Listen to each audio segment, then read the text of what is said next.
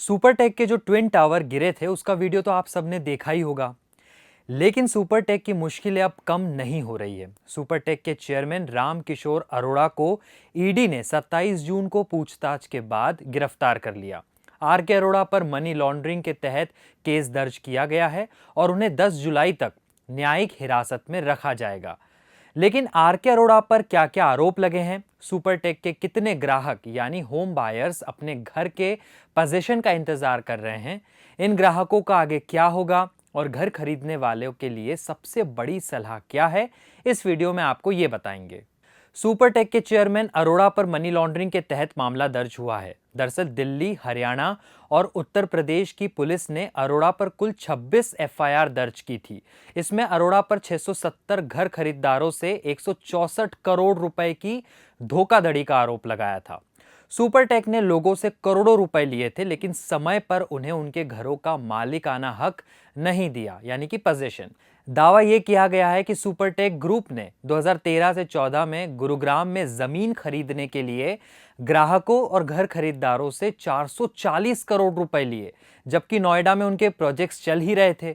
लोगों से घर बनवाने के लिए उन्होंने जो पैसा लिया था, उसमें से वो पैसा निकाल के उन्होंने जमीनें खरीद ली। फिर उसी जमीन को बैंकों के पास गिरवी रखकर और कर्ज उठा लिया। ईडी ने बताया कि सुपरटेक समूह ने बैंकों और वित्तीय संस्थानों से लिए कर्ज को नहीं लौटाया, उन्होंने लोन डिफॉल्ट कर दिया। सुपरटेक के ऐसे लगभग 1500 करोड़ रुपए के कर्ज अब एनपीए बन गए हैं और बैंकों ने उन्हें फ्रॉड की श्रेणी में भी डाल दिया है।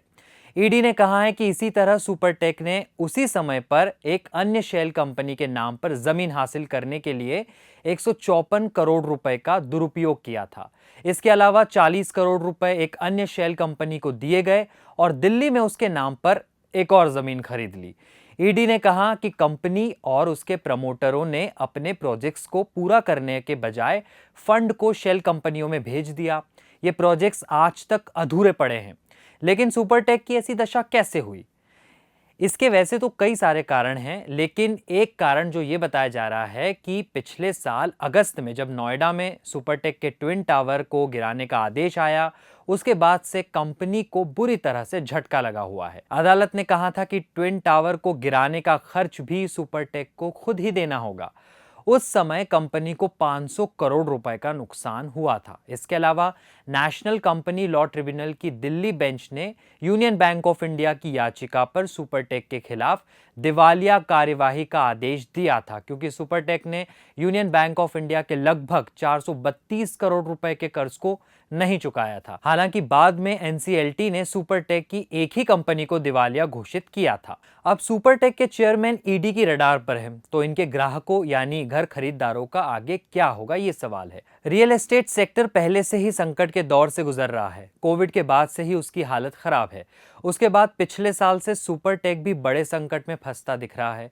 1988 में स्थापित सुपरटेक लिमिटेड ने दिल्ली एनसीआर में अब तक लगभग 80,000 अपार्टमेंट बनाकर दिए हैं।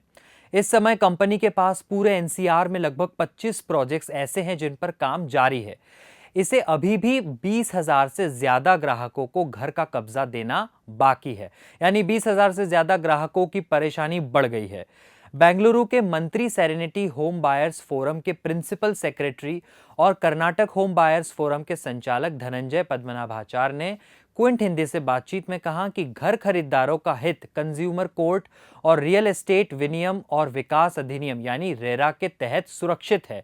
ग्राहकों को रेरा के पास जाकर शिकायत करनी चाहिए ताकि उन्हें न्याय मिल सके। घर खरीदारों के लिए लड़ने वाले सुप्रीम कोर्ट के एडवोकेट चंद्रचूड़ भट्टाचार्य ने क्विंट हिंदी से बातचीत में कहा कि इस मामले में धोखाधड़ी करने के आरोप में बिल्डर और प्रमोटर्स और निदेशकों को घर खरीदारों के बकाया और उनसे वसूले गए पैसे का भुगतान करने के लिए व्यक्तिगत रूप से उत्तरदायी बनाया जा सकता है।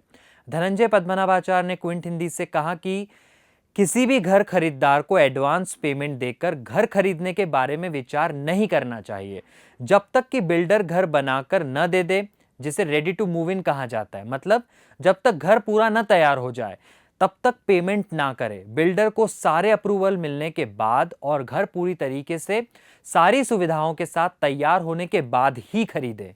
धनंजय पद्मनाभाचार्य ने आगे कहा कि अगर बिल्डर सही समय पर घर का कब्जा नहीं दे रहा है तो उसकी तुरंत शिकायत करें। शिकायत के लिए अदालत का दरवाजा खटखटाएं, रेरा के पास जाएं, लेकिन शिकायत जरूर दर्ज करें। शिकायत न होने पर आपको कभी न्याय नहीं मिल पाएगा।